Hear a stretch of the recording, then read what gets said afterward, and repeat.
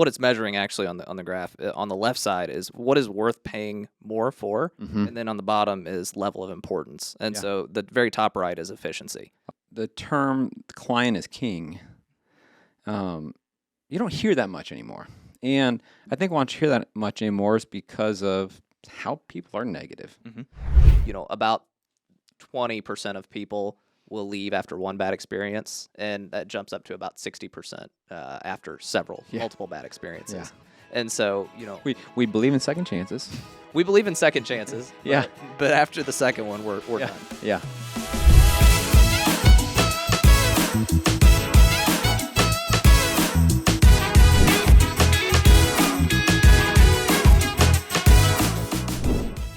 Welcome to the Vetted Podcast, Episode 2, The Client Experience. I'm your co-host, Steve Hermann. And I'm your other co-host, Kale Flaspohler. Yes, you are. And I'm the amazing guy behind the mic, Lindo. The director. Hey, great to be back on today. I'm excited to get into Episode 2. Pilot episode was a lot of fun, and we continue to hone this thing and dive in. So again, Vetted Podcast is all about educating, inspiring, and advocating those that are practice owners in the veterinary community, and any veterinarian that out there is looking for inspiration. And one of the things is that advocating for the gap in understanding between the client and the veterinarian and what goes on behind the scenes. And today is about client experience. So we're gonna dive right into that. I'm excited about that, and I think that client experience is, as I look at it, you got to put yourself in the person's shoes. I think we fail to do that, right? Yeah. And we talked about in the pilot episode, it's about viewpoints.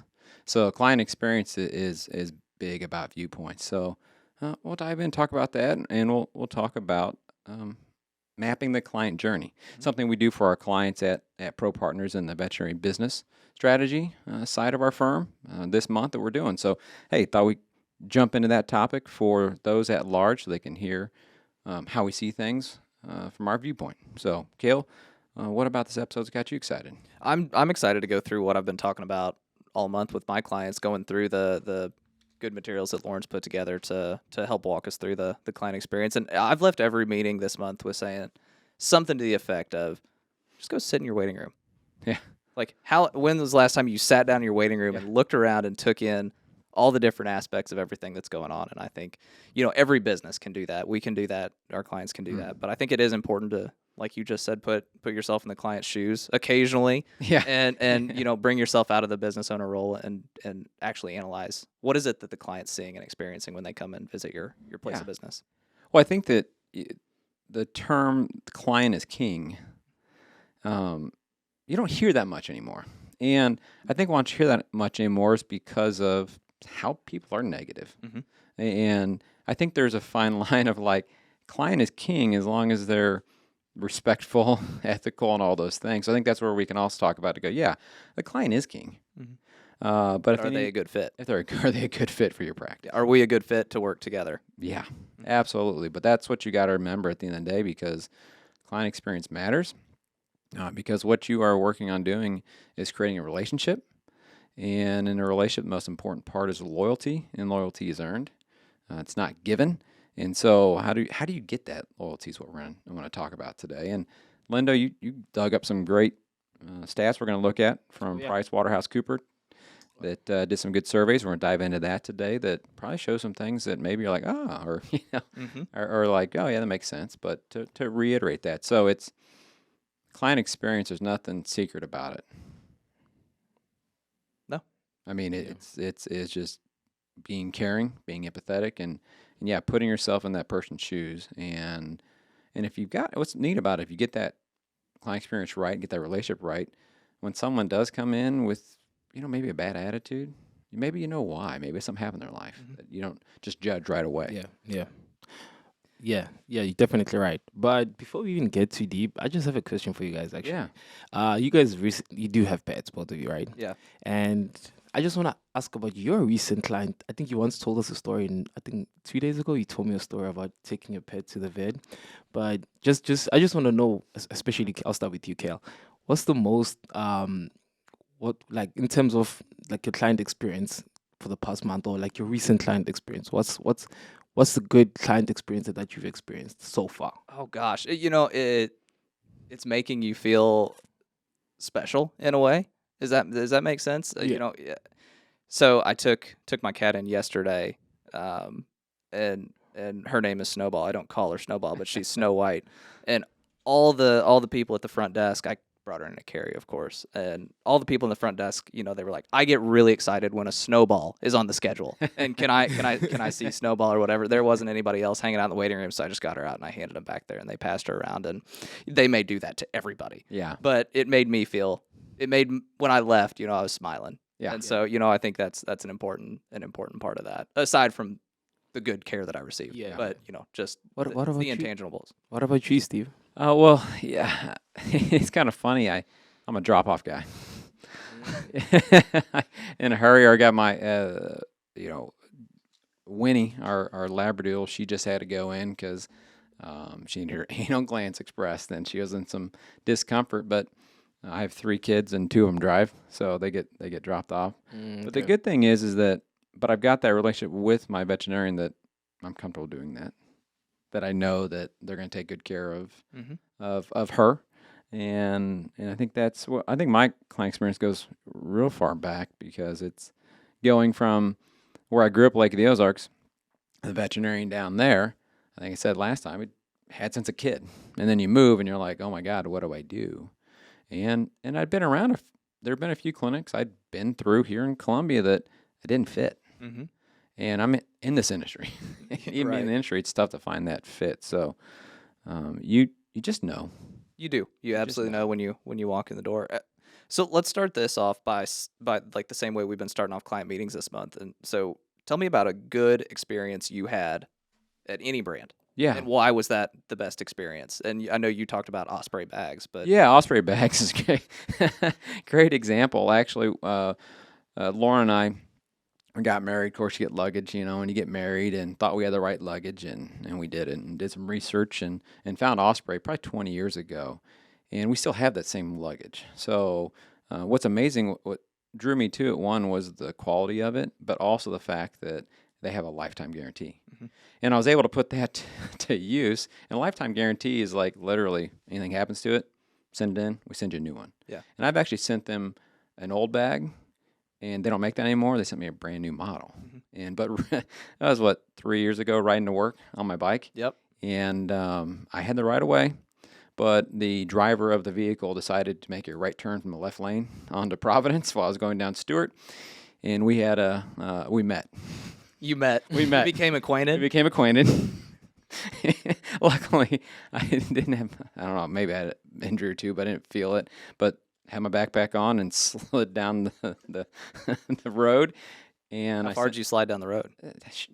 A ways. Too far. Way too far. And any sliding down the road of any sort is too far. So too far. But yeah, sent that bag in, and Osprey sent me a brand new bag. Mm-hmm. No, and I'm like, I will buy Osprey bags. Yeah. I mean, that's just, yeah.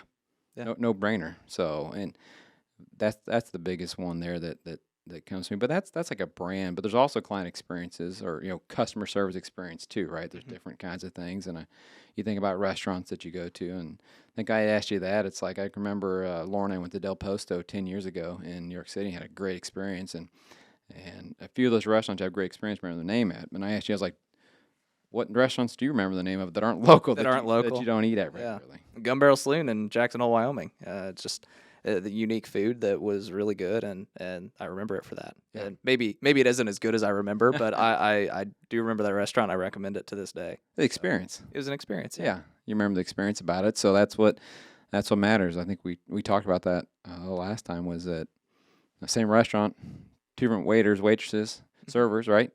They can deliver the same food different ways, and one person's going to have a better experience than the other because of that. It's worth paying more for. Yeah. Lindo, do you have any of those? I don't think we asked you. I'm sorry, Do Lindo. I don't think so. None. Nah. None. Not at all. None. Nah, I don't. I don't do much. But do I go out? I don't think I go out a lot. So like, Yeah. I don't have to interact with a lot of people. Not because I don't want to. It's just You were busy with football. Yeah, and school Yeah. and just figuring out a lot of things. But yeah, but also like being a vegan is like just sets me back a lot because there's a lot of things that I can't go out Have you had a and do. great vegan experience? In my kitchen. Yeah. Yeah, but Yeah. no, I'm just very picky with my food, so like I haven't really had time to really Check go it and out. Stuff. Yeah, Yeah. but pretty soon, probably Yeah. today since it's Valentine's Day. So That's right. Yeah.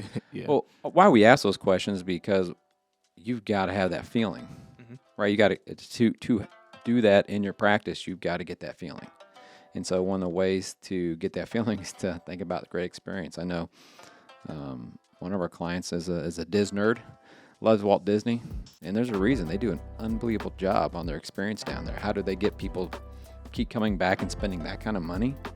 Experience. Mhm. They do an unbelievable job. So client experience is key, and we're excited to dive into that today. Anything more to add on that before we jump into the topics? I know I'm good. You're good? Yeah. All right, we're good. All right, we'll take a break and collect our thoughts and come back for our segment on client experience. Thanks, everybody.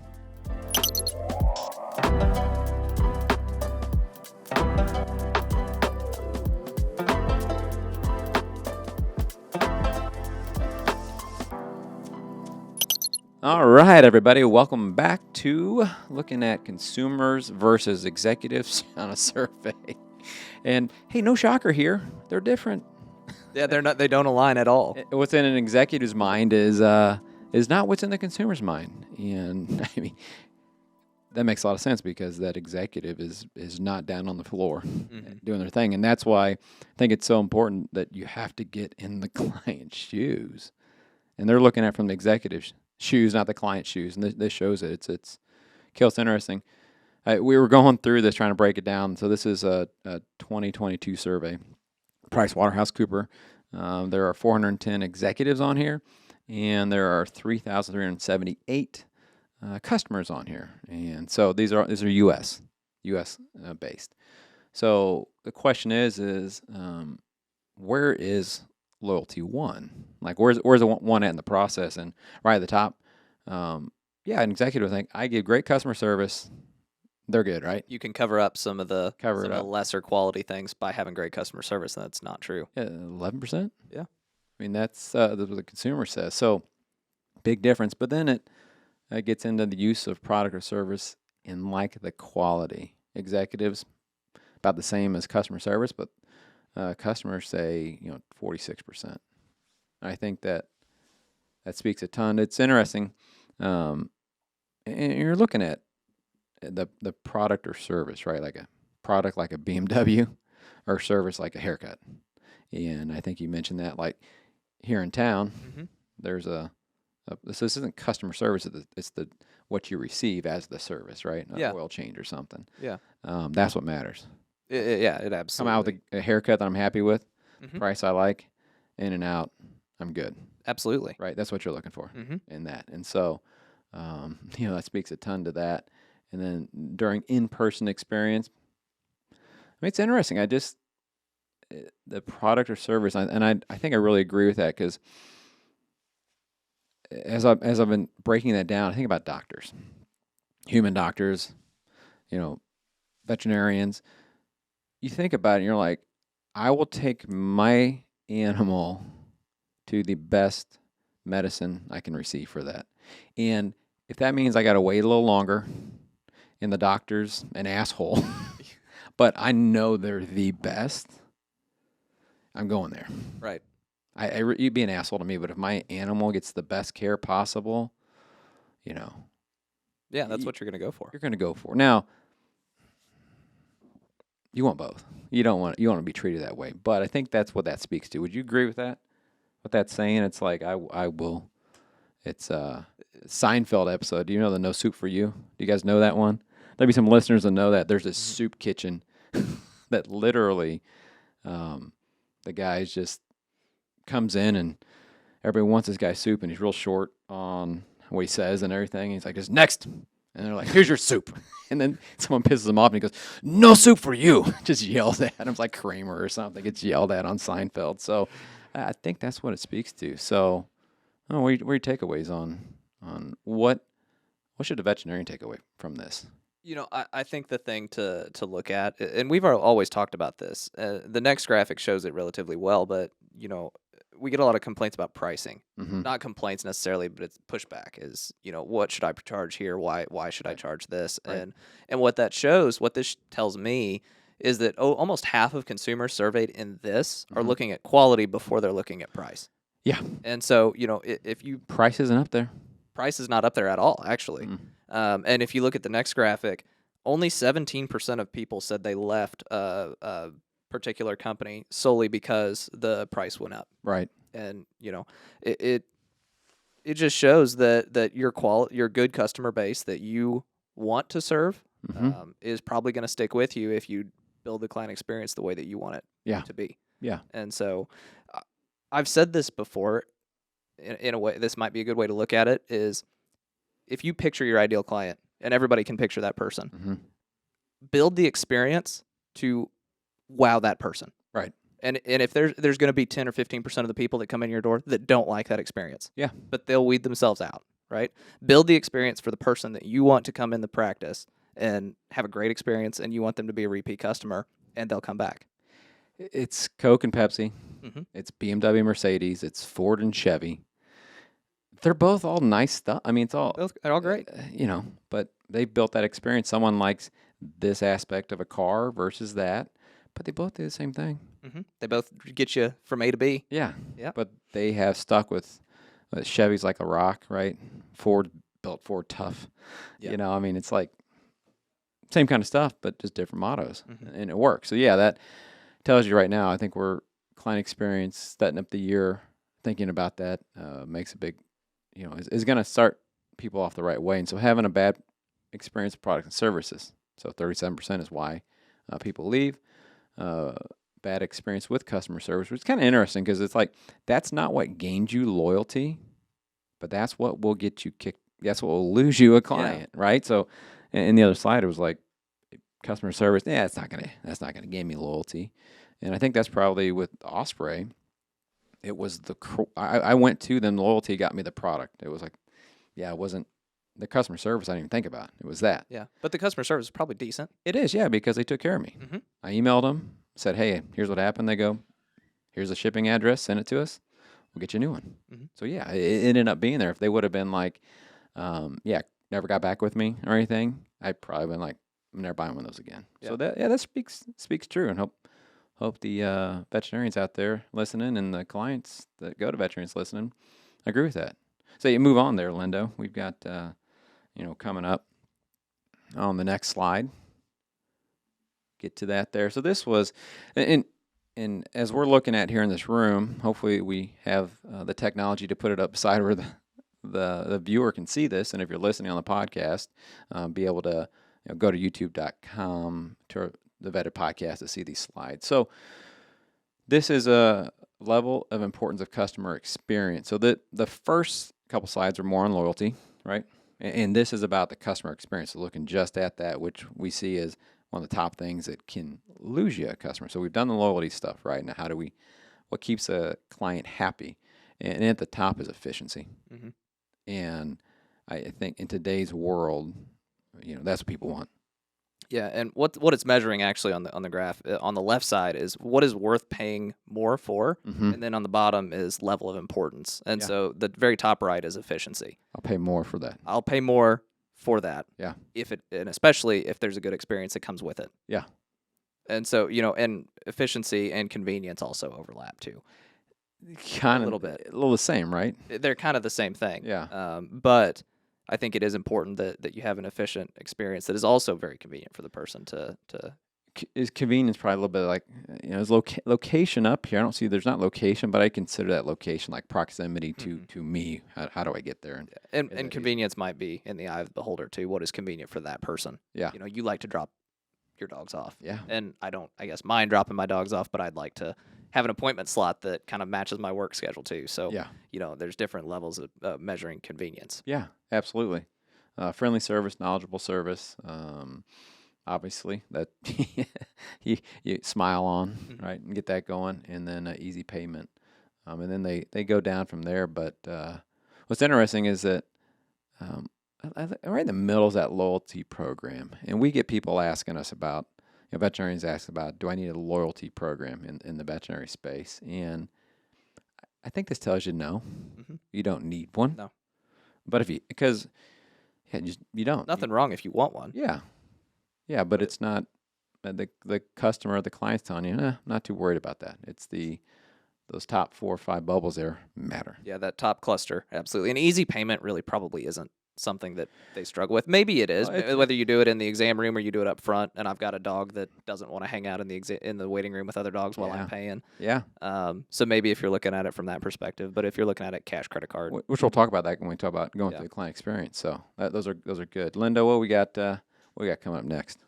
We get the one where you just ask us, when do consumers stop interacting with the brand they love? And Kale had some good feedback on this. Yeah. So if I'm looking at this from, I guess, 2 perspectives, is what is one bad experience? Is one bad experience I had, is that an appointment? Is that a total experience at the veterinary clinic, or is that multiple bad experiences inside the same appointment slot? Yeah. So is it like, I had a bad experience at the front, I had a bad experience in the exam room, am I now done? Because what this says basically is, about 20% of people will leave after one bad experience, and that jumps up to about 60% after multiple bad experiences. Yeah. And so, we believe in second chances.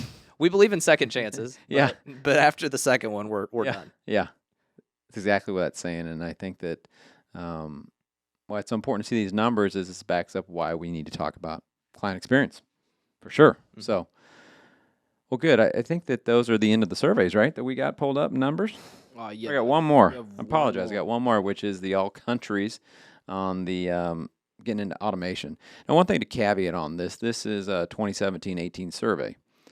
So 6 years. That's interesting. 17 and 18. So maybe they started in December and ended in January. That's likely what happened. So if we look at that, though, it might be a little different today. But as we talked around the room, we thought, I want to interact with a real person is still what people are thinking. Yeah. As people freak out about AI. So, or, automation, what does that look like? And where I thought about good examples, the self-checkouts in grocery stores. Have you seen all the press on them? They're pulling them out.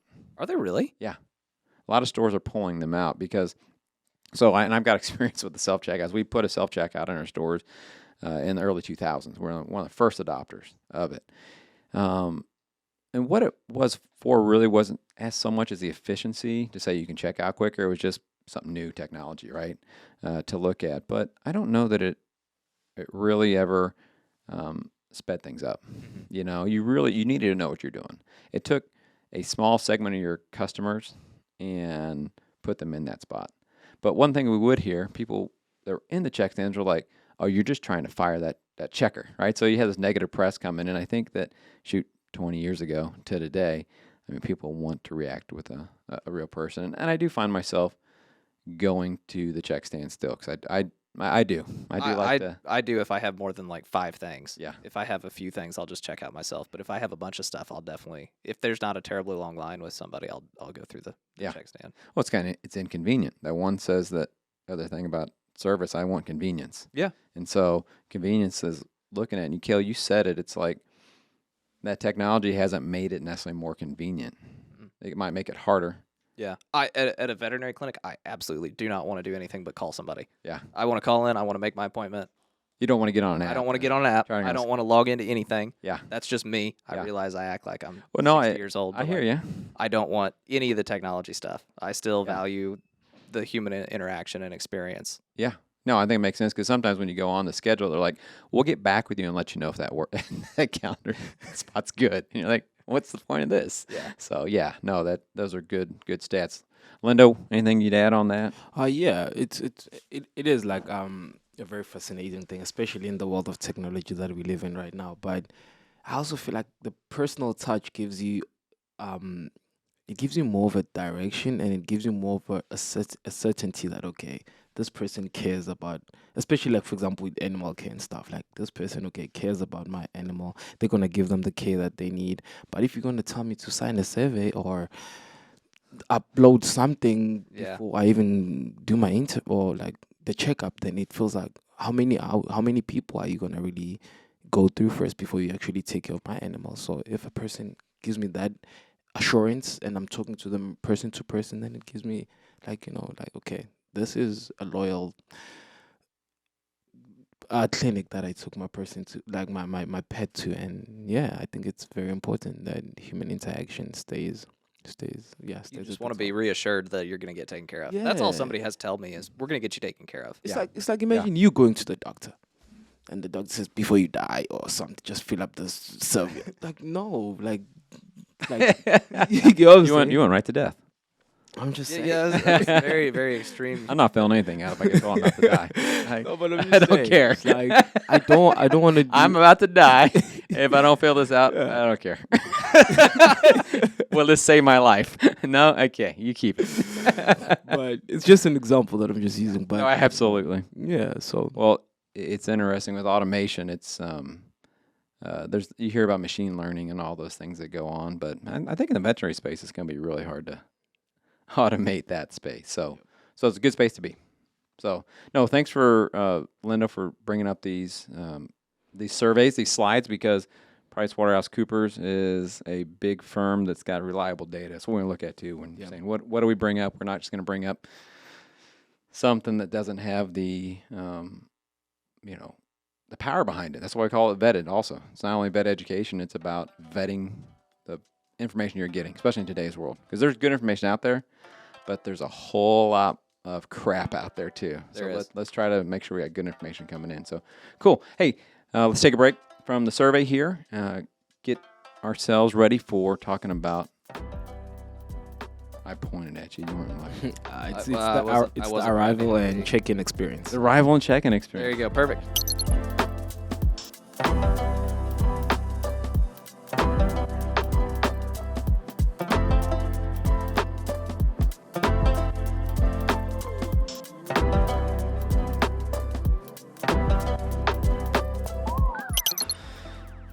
And we are recording, huh? We never stopped. We never stopped. Kept going. All right, let's get back at it, guys. Hey, what's the first thing a client's going to do? They're going to drive into your parking lot, right? Yep. See you from the road. Location matters. And what your location look like matters. Doesn't have to be fancy, but it needs to be tidy. Mhm. I think that we got a client that says they can tell there's a weed in the parking lot from states away. They're like that particular. But that matters. I mean, if you're going into a veterinary practice that does medicine, right? Yeah. It's a hospital. It's It's a a medical hospital. facility. Yeah. So that's one of the first things I think that's so important. You're setting yourself up for success. Walking in, oh, wow, I feel really good. It's good parking. I can get my animal out of my car easy enough. I know where to go. And, you don't have to have fancy landscaping, right? You just have to have well-kept landscaping. And I think less is more. I really do. I think that some people try to go over the top, spend a bunch of money on looks and whatnot. Now, I mean, maybe if you're in a high-end community, but for the most part, simple is always wins. Simple always wins, because I didn't see on any of those surveys where it said, your place looked really cool, so I came to you. Your building was aesthetically pleasing. Yeah. It wasn't on there. You can spend all the money you want on a building, but within 5 years, that building's just going to be background noise after you see it for a while. It's going to get old. It's going to get stale. So when you arrive at a practice, it is so important to make sure that it's clean. Mm-hmm. That's your first impression, especially with animals. A young family, their first dog, they're going to see things differently than they ever did before. That's your first opportunities. Then bringing that animal in. We love the animal. We want to make sure it's taken care of. I want a good feeling walking in that door. So, I've got them to the clinic, Kale. Yeah. You got to get what's them it to like? the door? What's it like to walk through the door? Yeah. Yeah. And so for me, when I open the door and I walk in, the first thing that I always notice, and this might just be me, you guys tell me if I'm wrong, is how the clinic smells. And Is that good? that's exactly it. Did you know where I was going before I even said it? Heck yeah. But it absolutely is the first thing that hits me. And I'm fortunate to have walked in probably 30 clinics at this point, so I've gathered the range of what that might be like. Yeah. But if you walk in and it smells like a hospital, that's probably what you want it to smell like. Yeah. Like when you go to the doctor yourself, this is a clean, very good environment. Yeah. And so I'm not knocking clinics that don't have that particular smell, because you are taking care of animals. Yeah. And so, there's different levels of cleanliness that people keep their pets at too. Mhm. So I respect that. But you definitely don't want it to smell like this is a vet clinic.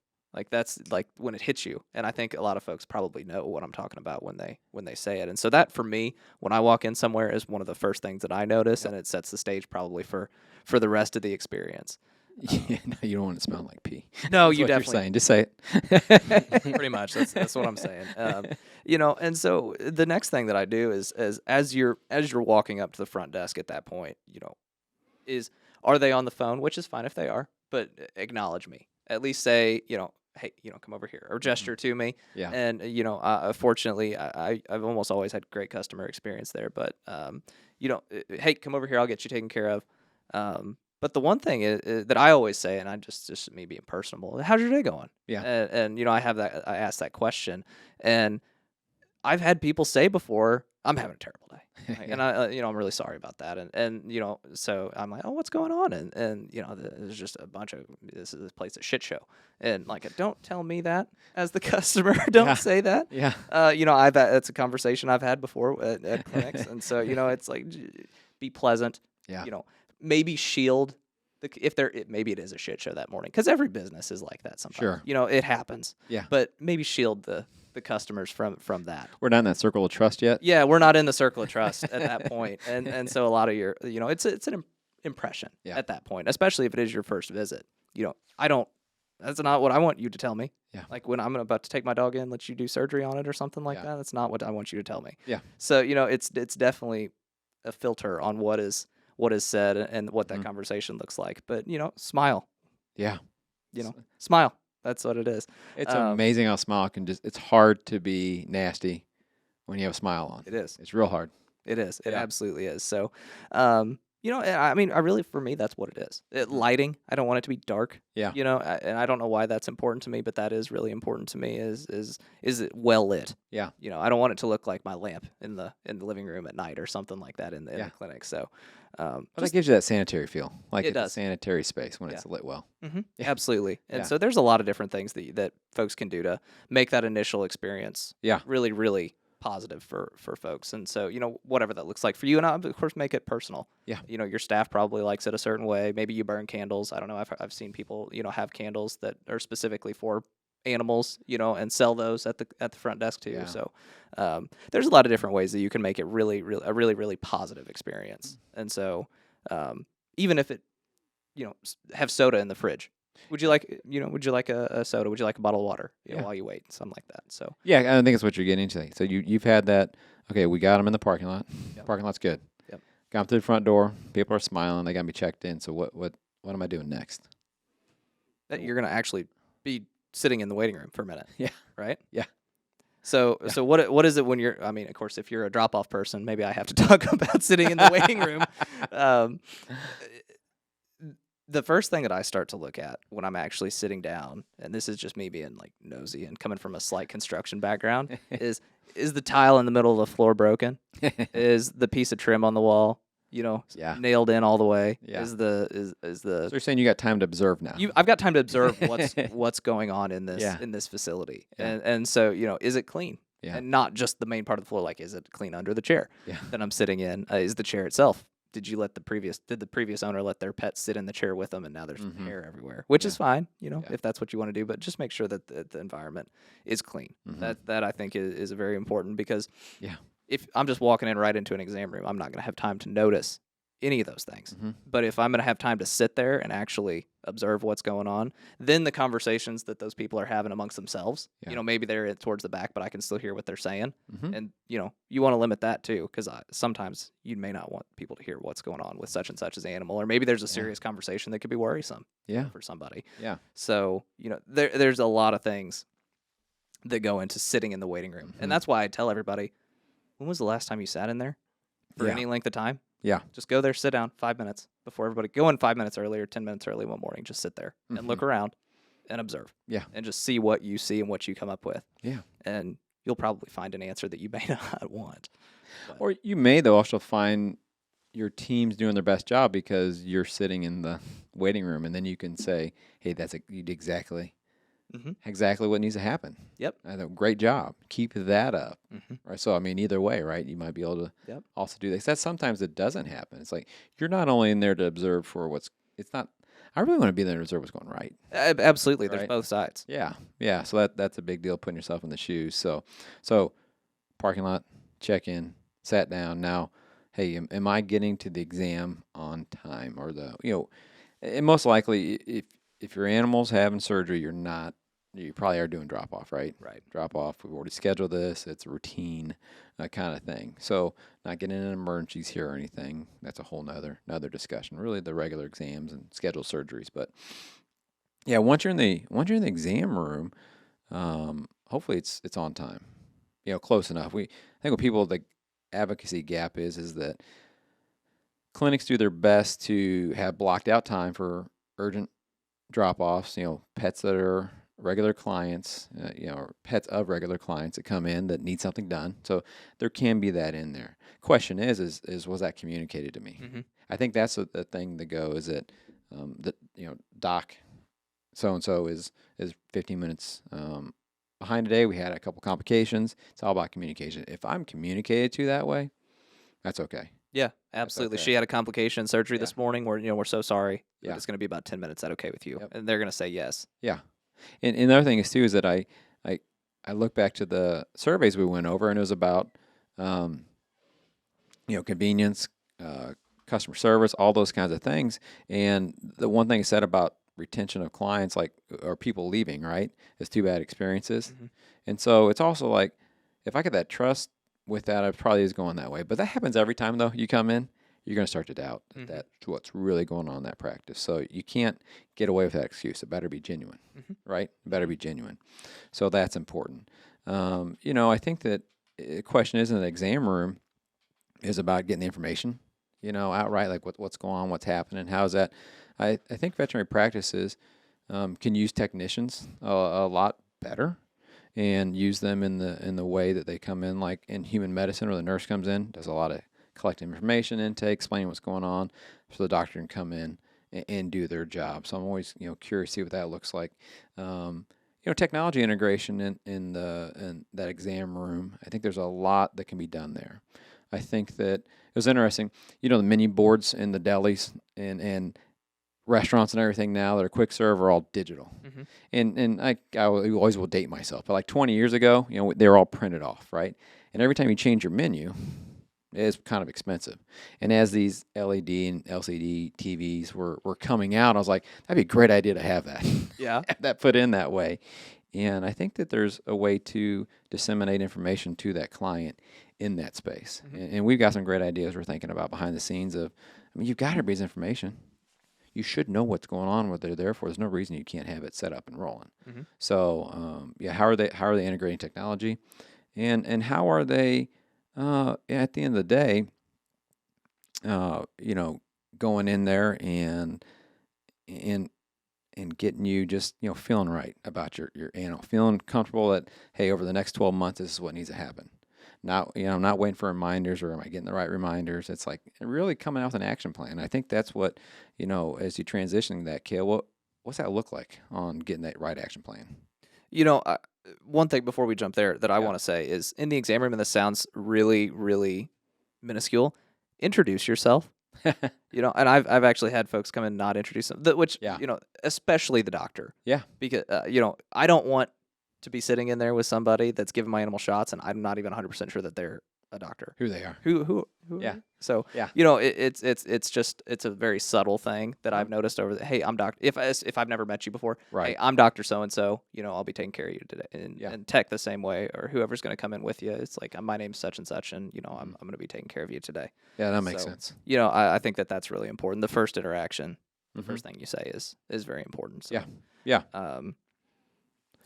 How do we transition from an assessment to providing action items? And so, if it's a routine exam, it's probably not going to be terribly extensive. But if it's the first time you're going to be there, you want to walk away with information that tells me exactly what I need to do, when I need to do it, and especially if I'm getting a medication of some kind. Say, here's the bottle of medication. Yeah. You need to give them this once a day until it's out. Yeah. Or whatever that prescription is. I think it needs to be written down and very clear to that person what's going on. And also, I never want it to be a shock for somebody, the price of something when they're walking up to the counter. Yeah. It should be at least somewhat communicated in the exam. Say, hey, we're going to do these things today. They're going to cost somewhere in the neighborhood of this, and then you're going to walk away with this medication, and your total bill is going to be somewhere all in here. Because it doesn't feel very good to be the customer and being walking up to the counter like, oh God, I hope I can pay for this. Right. And so I think, as we talked about inflation last time, everybody's getting a little bit tighter on their spending money. Sure they are. And so, yeah, I think in this environment that we're currently in, it makes a lot of sense to be even more conscious of sharing the pricing information with your clients as you go, or even before you start, and say, are you comfortable with this plan of action here? Yeah. So I think that's an important aspect of that.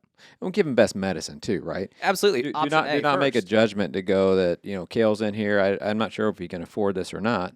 Yeah, certainly. You got to ask him. Yeah. It's like, hey, here's what I'd like to do today. And then, does that sound good to you? And if they're like, no, I don't want to do that, then you can say, okay, well, we can maybe do this instead, Yeah, absolutely. And so as you look through that, action items, right? It's like shots, dentals, right? All those things need to be to keep a dog happy and healthy. I think those are one of the things that probably needs polishing on, right? Work on to understand, why would I go and have these things done for my animal? Heart health, longevity, all those kinds of things that really need to be understood and promoted all the time. So you got them. I'm coming out of the exam room. I understand what it costs. So how am I getting out of the exam room? What's happening next to get to the get me out of here? So I'm going to get out of here. So somebody's going to walk. You know me. I'm like, I'm ready to get out. I know. You want a 5-minute conversation? Get me out of here. So they'll obviously release you from the exam room. However they're going to do that, and you walk up to the front. But I think it's also important to direct that person and walk them to the exam room, whether that's the doctor or the technician or whoever's going to be there.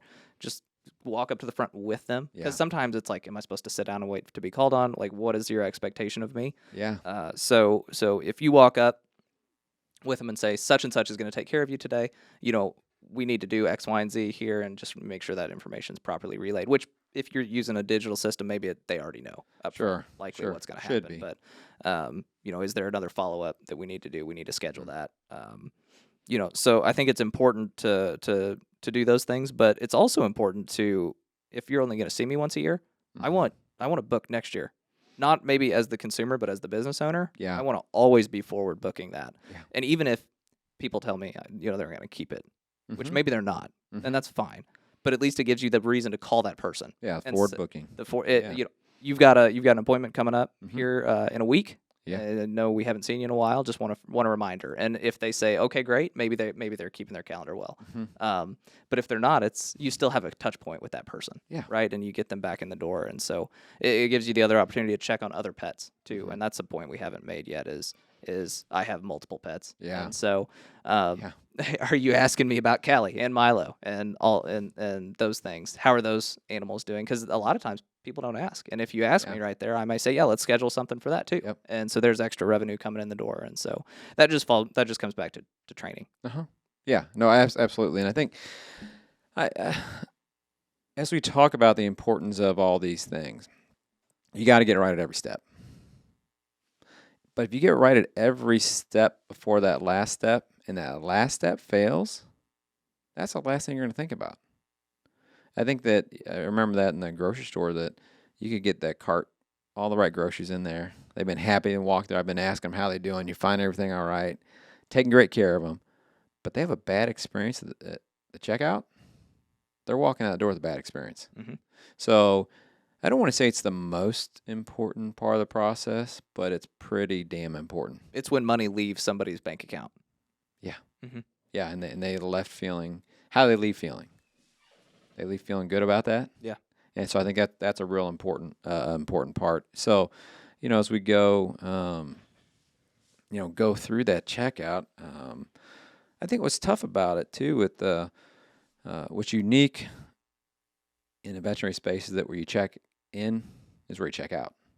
Some are doing in room checkout and like that, but it's a tough one to get completely right, because you're up against some certain boundaries, if you will, some constraints, if you will, that prohibit that. Like, a grocery store, I don't have to go through the check stand to go shopping. I just come in and shop, and then I hit the check stand and leave.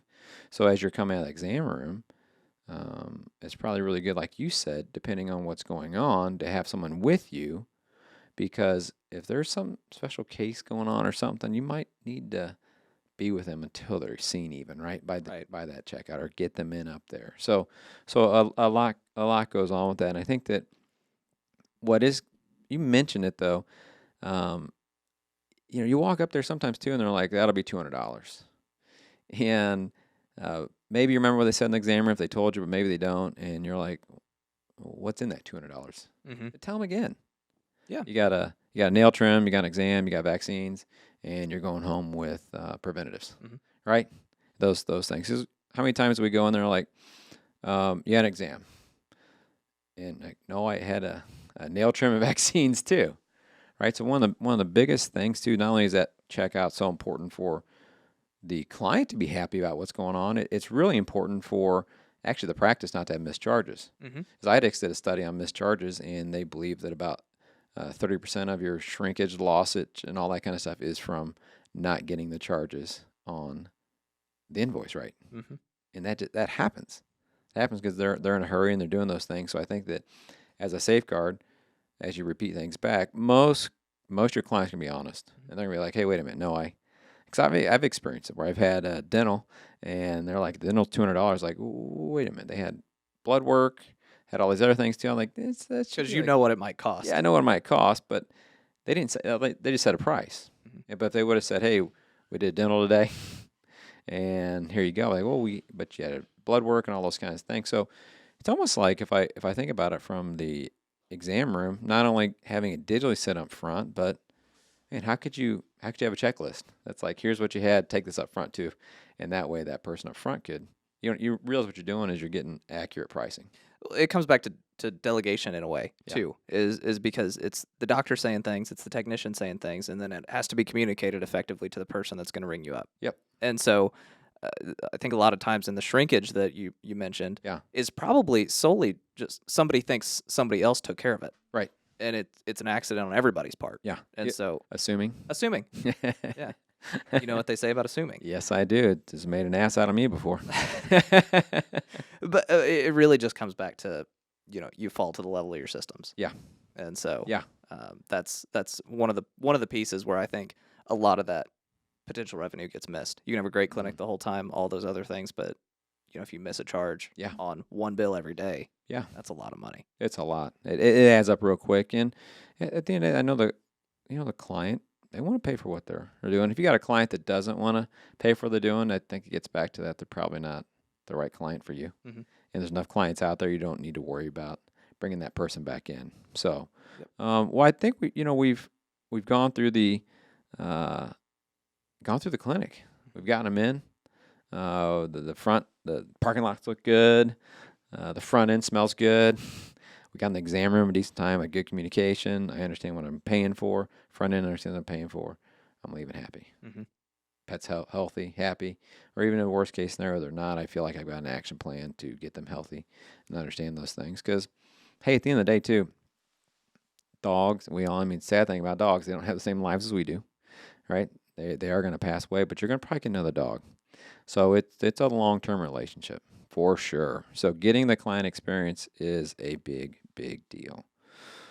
Lindo, what's on top of your mind? Keep directing us. No. I think you covered everything well. It's just I think what we could. So I have to take a break, by the way. But well, when we get back, we will jump on to check out and follow up, which is I also think is important, especially in this process. Yep. No, we hit on checkout. I think we can get into a little bit of follow up on that, and that's a big deal. You mentioned, how do you get them back in? Yeah. How do people get back in? Because if you're only seeing something once a year, you're not going to remember. You're not even remember when did I go? You have no idea. If you have multiple animals, more than 2 or 3 animals, gosh, when are the vaccines? When are those things? When do I give them the flea and tick? Yeah, all that. I know I take Milo in the spring. Yeah. That's it. So how do we engage when the person's not there? Is a big deal. So yeah, okay, cool. We'll take a break and we'll come back.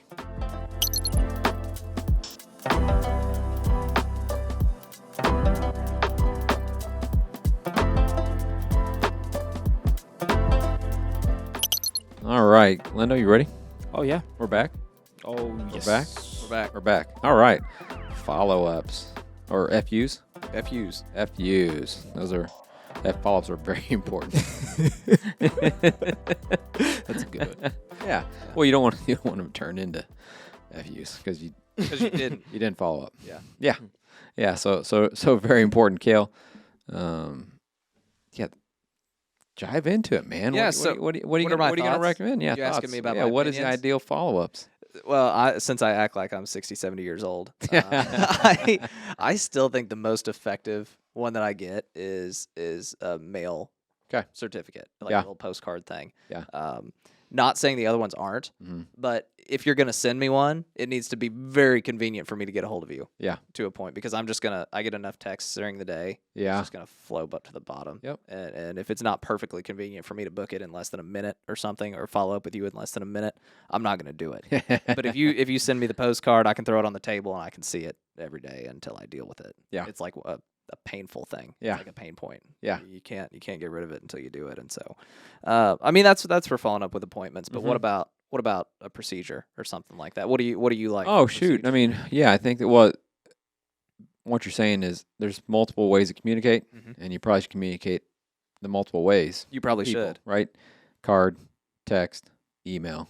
I think mail, text and email. You got to do all three because everybody receives things differently, and there's nothing wrong with over communication. I think so. Yeah, procedure wise, I think that's definitely got to be obviously.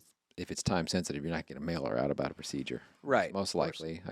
I do have a dental schedule coming up for Winnie in March. And so I think the thing before is I'd want an email and a phone call. I'd want a phone call. And the phone call just reminding you, because obviously you got to do some things the day before. But the week before, I think it's good to get reminded with a text message or an email to say, because you already have that scheduled. But it's, oh, yeah, do I have that on the calendar? You double-check those things. No food or water after midnight. Yeah, you just can't over-communicate on it. I mean, at the end of the day, that's the worst thing is that to expect someone else to remember. Yeah. Like, take the burden off that client. So, yeah, I want to see that over-communication happens. No question What do about you have to follow up? What do I have to follow up? No, what does the clinic have to follow up? You got to Oh, have yeah, good yeah. email. You Like, have what to do I have good a to- phone number. Yeah, And Yeah. again, every time that person comes in, you should be checking that absolutely. because it just want to confirm Yeah. your phone number is still blank, your Yep. email address is still this, Yep. your mailing address is still this. Have you Yeah. moved? Yeah. And then it can follow in with that other question of do you have Yeah. any other pets at home that need to be seen or Yeah. something like that. Yeah. Because a lot of these systems that we've talked about automating, Yeah.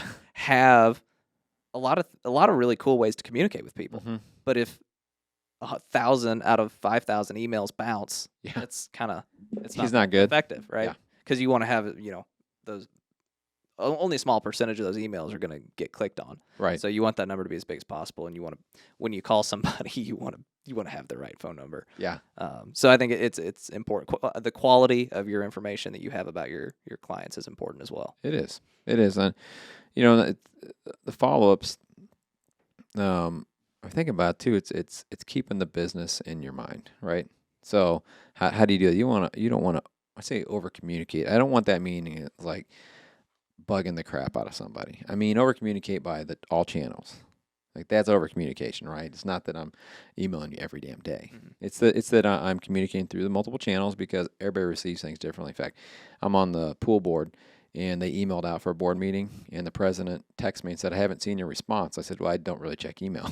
You all know that. It's like, if you need something from me within the next 24 to 48 hours, text me. If you email me, it might be 84 to A long time. hours and more, right? Problem before you solved get itself. back. Yeah, yeah. So, yeah, don't assume. Some people may say check email, but you never know. Yeah. Over communicate. is a big deal. So, yeah, I think that as you look at that, Kale, one of the big things you said was that forward booking. I mean, that's such a key thing, because I don't know how many times where you get close, you're like going, and I have it happen where you're like, does Rudy need the exam? Does Winnie need the exam? Like, who needs that? You just have this kind of like, uncertainty, and you just go, crap, I got to call, I got to do these things, and when I could have had it just scheduled and made it work. Yeah. Right. Uh-huh. And a reschedule. I think what's important about that, a reschedule is easier than the schedule. Absolutely, it is. I would much rather call a person to reschedule than I would. What are you going to do? Cold call people? Yeah. Yeah. Yeah. Yeah. Absolutely. So follow up's a huge part of that, and we'll follow up too. Though I mean, you get into preventatives. You mentioned earlier. You buying 12. If it's a monthly, if it's a Simparic Trio or NexGard Plus, now, or one of those preventatives that are the monthly.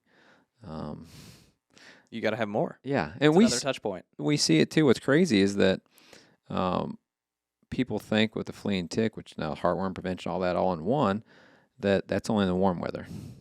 I mean, how many times do we see this time of year, everybody's starting to blow out their cost of goods sold budget because they're buying preventatives in mass quantities for the next 3 months. So when we talk about follow-up, it's not just about appointments. It's about, is your animal getting the medicine right? And they've got all that information. I can go in there and see that, you bought 6 last year. There's 12 months in a year. Yep. So it's a really important to be able to follow up even on those things. Say, hey, you haven't been in to pick up. You bought 6 at your annual exam. We're now 6 months later. 6 months later. Hopefully you do it 5 months though, right? Hey, you're approaching your 6th month. You're going to run out. Come on in and grab some. We've got it ready at the front desk for you. Yeah. We'll have it ready. Just say, that's actually not a bad thing, right? Text. If you got text message on that where you could send refill, yes, no. Yeah, refill, yes, no, and I'll be there this day. I'll be right there. Yeah. Swipe my card, walk out the door. Yeah. It's convenience. It's convenient and efficient. That's why people don't do it, because it's inconvenient. Because you go, well, if I went in there and I got to wait 10 minutes to even get up to the front counter to get what I want, and then I got to tell them what I want, like I just want to get in and get it and get out. So follow-ups are important, not just on procedures, not just on annual exams. I mean, obviously vaccines are huge, right? Because you've got to keep up with those. Those should go out, period, you're due for that your animal needs that. It's giving yourself a reason to have a touch point with clients. Yes. As many touch points as possible. Yeah, so preventatives are huge. So I think that's a big deal. What other follow-ups do we think about, really matter? Those are the big ones. I think everybody also tries to do the surveys or Google reviews. Yeah. Or things like that. Yeah. It kind of depends on people that have an all right experience probably aren't going to say anything. Yeah. But people that have a great experience are going to say something. Like a really great experience. Yeah. People that have a really bad experience are going to say something. Yeah. Usually the goods always outweigh the bads, and the bads a lot of times probably aren't really your fault anyway. It's that person was having a bad day. But do you push that? Mm-hmm. Should you not is always the question. And I think if you're going to push that, you need to have a good system for it. Yeah. You don't just throw something else out there just to see if it sticks. Keep it simple. Keep it simple. Well, you can add on as you go along, but get something simple and get it right. Yep. Get that going. So I think that's important. Interesting you bring up Google reviews, and as we wrap up today, looking at our next episode in a couple weeks, we got Dr. Zach Whitehead coming in of Ellisville Veterinary Hospital. He is a client, but he is even a better friend, and we enjoy hanging out with him. He'll be our first doctor on air. It's going to be exciting, but we were get back to what you're saying, following up with him on reviews, and because they get bad reviews at times. Not specifically Ellisville. No, all clinics. All clinics get bad reviews, and so I think, but it's like 1 or 2 out of 100. Yeah. Right. And typically, I want to say that, let's throw out a wild swag, right? I'm gonna say 80 to 90% of those bad reviews are not really the clinic's fault. No, it's actually just that stressed out person that gets online and does that. So we're gonna have a segment we're gonna talk about where the veterinarian gets to say, from the other side, the viewpoint from the other side of that review, like break that down, what goes on. So that advocacy gap, so people out there can see what goes on behind the scenes. And because we do look at Google reviews, I think that's when you go into a community what practice am I going to go to? I'm going to go look at Google reviews. If I don't have at least 4 stars, 4.3 probably. 4.3 is a minimum, right? 4.3 is a minimum. Yeah. And if 4.7 it's not, is ideal, right? yeah, 4.7 is probably Yeah. ideal. But like, if you're less than 4.3, There's an issue. there's something going on. There is an issue. There's an issue that needs Yeah. to be addressed because people are not going to come to you. Yeah. If it's under 4 stars. Yeah. They're not. Yeah. And maybe they will, but they're not. New members of the community are not going to come to you if your Google reviews are not at least a 4. Yep. Which that client experience is going to go right into that. You mentioned Google reviews. Yeah, how are you promoting those? How are you getting that done? Something you can look at. You can put a simple. There's a Google review tag you can put at your counter. Have you reviewed us? QR today? code. Yeah, and just even a tap. They even got taps now where you can just like tap it and get right to the review part. So make it real convenient for that, things of that nature. But I look forward to diving into to those reviews from the other side. That's going to be fun with Dr. Zach Whitehead coming up on the next episode. And closing thoughts here. What more? What would you add that you think we missed out on that is important? That is, there's a lot to talk about. But anything else you'd add that came up in thought? I just want to circle back to keeping it simple. There's nothing more simple than putting yourself in your client's shoes. Just drive up. Treat yourself as a client. Mm-hmm. Drive up and use your eyes. Yeah. And use your ears. And in a veterinary clinic, use your nose. Yeah, absolutely. That's an important part. Yeah, but also I think, like I second that. I like what you said. But, as much as we talk about all the clinics and stuff, like, you also have to be a good human being. You do. Oh, hey, if you're not a good human being, just you need to figure that out. Yeah, like, you have to understand that they're also going through something at times, and it's a busy clinic or anything. But yeah, just be nice. Yeah. It's not, as you said, just smile. Yeah. So, well, Linda, we here at the Pro Partners team on Monday, we're circling the wagons on our mission and vision at Pro Partners, and I think that's important as you think about what is your mission and vision. What is that you're doing? And to me, as I look internally, the word joy comes to mind. Because I want to have joy in my life. And I want other people to have joy in their life. And in the veterinary space, I think that if you're going to have that great client experience, you got to figure out, how do I get to that joy? And I can't wait to have Zach in, Dr. Whitehead in. What I love about veterinarians is we all know they mostly go by first names. They're like, just call me Zach. Or doctor first name. Or Doc. If you don't know their name, just call them Doc. No. Hey, Doc, how you doing? I like the MVMA, when all the docs come up to you that see you every year, and you're like, hey, Doc, how you doing? You can't see their name tag. No, I know everybody's names.